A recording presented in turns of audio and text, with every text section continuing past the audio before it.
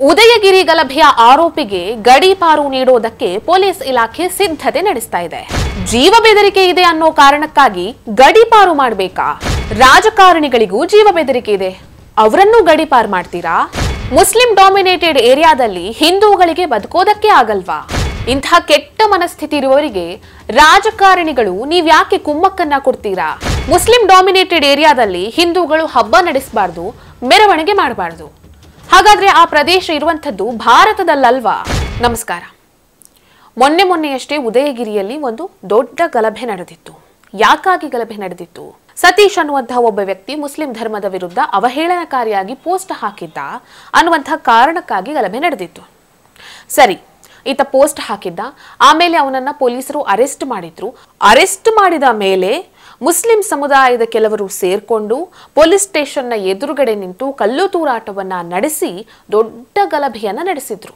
ಇದು ನಮಗೆಲ್ಲರಿಗೂ ಗೊತ್ತಿರುವಂತಹ ವಿಚಾರ. ಈಗ ಆರೋಪಿ ಸತೀಶ್ನನ್ನ ಗಡೀಪಾರು ಮಾಡುವುದಕ್ಕಾಗಿ ಪೊಲೀಸ್ ಇಲಾಖೆ ಸಿದ್ಧತೆಯನ್ನ ನಡೆಸಿಕೊಂಡಿದೆ. ಸತೀಶ್ಗೆ ಈಗಾಗಲೇ ಜಾಮೀನು ಸಿಕ್ಕಿದ್ದು, ಅವನಿಗೆ ಜೀವ ಬೆದರಿಕೆ ಇದೆ. ಒಂದು ವೇಳೆ ಆತ ಹೊರಗಡೆ ಎಲ್ಲಾದ್ರೂ ಈ ಕಿಡಿಗೇಡಿಗಳ ಕೈಗೆ ಸಿಕ್ಕಿಬಿದ್ರೆ ಮತ್ತೆ ಗಲಭೆ ನಡೆಯುವಂತ ಸಾಧ್ಯತೆ ಇದೆ ಅನ್ನುವಂತಹ ಕಾರಣಕ್ಕಾಗಿ ಸತೀಶನ್ನ ಗಡೀಪಾರು ಮಾಡುವುದಕ್ಕಾಗಿ ಪೊಲೀಸ್ ಇಲಾಖೆ ಸಿದ್ಧತೆಯನ್ನ ನಡೆಸಿಕೊಂಡಿದೆ. ಇಲ್ಲಿರುವಂತಹ ಪ್ರಶ್ನೆ ಏನಪ್ಪಾ ಅಂದ್ರೆ, ಆತನಿಗೆ ಜೀವ ಬೆದರಿಕೆ ಇದೆ, ಹಾಗಾಗಿ ಅವನನ್ನ ಗಡೀಪಾರು ಮಾಡ್ತಾರೆ ಅಂತ ಆದ್ರೆ ನಮ್ಮ ದೇಶದಲ್ಲಿರುವಂತಹ, ನಮ್ಮ ರಾಜ್ಯದಲ್ಲಿರುವಂತಹ ಎಷ್ಟೋ ರಾಜಕಾರಣಿಗಳಿಗೂ ಜೀವ ಬೆದರಿಕೆ ಇದೆ.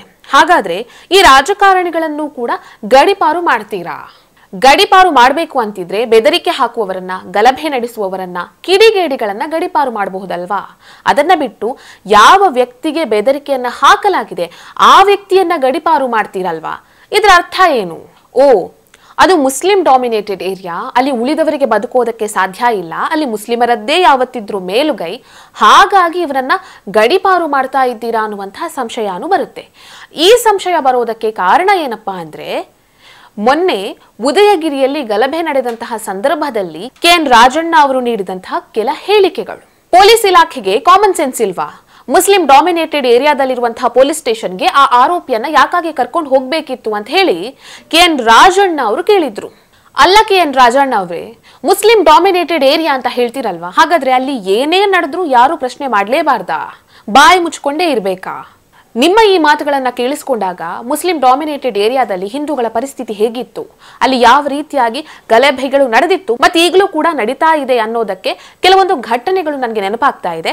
ಆ ಘಟನೆಗಳನ್ನ ನಾನು ನಿಮ್ಮ ಮುಂದೆ ಹೇಳ್ತೀನಿ. ಸಂಭಾಲ್ನಲ್ಲಿ 1978ರಲ್ಲಿ ಮುಸ್ಲಿಂ ಡಾಮಿನೇಟೆಡ್ ಏರಿಯಾದಲ್ಲಿ ಒಂದು ದೊಡ್ಡ ಗಲಭೆ ನಡೆದಿರುತ್ತೆ.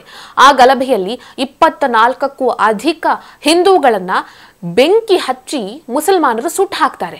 100ಕ್ಕೂ ಅಧಿಕ ಹಿಂದೂಗಳು ಈ ಗಲಭೆ ನಡೆದ ನಂತರ ಆ ಪ್ರದೇಶವನ್ನ ಬಿಟ್ಟು ಬೇರೆ ಕಡೆಗೆ ಹೊರಟು ಹೋಗ್ತಾರೆ. ಮುಜಾಫರ್ಬಾದ್ನಲ್ಲಿ ಹಿಂದೂಗಳಂತೂ ಬಹಳ ಶೋಚನೀಯ ಪರಿಸ್ಥಿತಿಯಲ್ಲಿದ್ದಾರೆ. ಅಲ್ಲಿ ಯಾವುದೇ ರೀತಿ ಪೂಜೆ ನಡೆಯೋ ಹಾಗಿಲ್ಲ, ದೇವಸ್ಥಾನಗಳಲ್ಲಿ ಗಂಟೆಯ ಸದ್ದೂ ಕೇಳೋ ಹಾಗಿಲ್ಲ, ಯಾವುದೇ ರೀತಿಯ ಮೆರವಣಿಗೆ ಆಗಿರ್ಲಿ, ಯಾವುದೇ ರೀತಿಯ ಹಬ್ಬಗಳನ್ನು ಅವರು ಆಚರಿಸುವಂತಿಲ್ಲ. ಕಲ್ಲು ತೂರಾಟ, ಗಲಭೆ ಇಂಥದ್ದೇ ಅಲ್ಲಿ ನಡೀತಾ ಇರುವಂಥದ್ದು. ಹೈದರಾಬಾದ್ ಲೋಕಸಭಾ ಕ್ಷೇತ್ರದಲ್ಲಿ ಓವೈಸಿ ಅವರ ವಿರುದ್ಧ ಎಲೆಕ್ಷನ್ಗೆ ನಿಂತಹ ಮಾಧವೀಲತಾ ಅವರು ಸಂದರ್ಶನದಲ್ಲಿ ಒಂದ್ ಕಡೆ ಹೇಳ್ತಾರೆ, ಹೈದರಾಬಾದ್ ಲೋಕಸಭಾ ಕ್ಷೇತ್ರದಲ್ಲಿ ಅರ್ಧಕ್ಕರ್ಧ ಭಾಗ ಮುಸ್ಲಿಂ ಡಾಮಿನೇಟೆಡ್ ಏರಿಯಾಗಳು, ಅಲ್ಲಿಗೆ ಯಾವುದೇ ಅಧಿಕಾರಿಗಳು ಕೂಡ ಹೋಗೋದಕ್ಕಾಗಲ್ಲ, ಒಂದು ಬಿಲ್ ಕಲೆಕ್ಷನ್ಗೆ ಹೋಗೋದಕ್ಕಾಗಲ್ಲ. ಅಲ್ಲಿರುವಂತಹ ಜನರು ಬಿಲ್ ಏನಾದ್ರೂ ಕಟ್ಟಲಿಲ್ಲ ಅಂತ ಹೇಳಿದ್ರೆ ಅದನ್ನ ಡಿಸ್ಕನೆಕ್ಟ್ ಮಾಡೋದಕ್ಕೂ ಹೋಗೋದಿಕ್ಕೆ ಆಗಲ್ಲ. ಯಾಕಂತ ಹೇಳಿದ್ರೆ ಅದು ಮುಸ್ಲಿಂ ಡಾಮಿನೇಟೆಡ್ ಏರಿಯಾ. ಅಲ್ಲಿರುವಂತಹ ಜನರಿಗೆ ಇದು ನಮ್ದೇ ಸಾಮ್ರಾಜ್ಯ ಅನ್ನುವಂಥ ಮನಸ್ಥಿತಿ.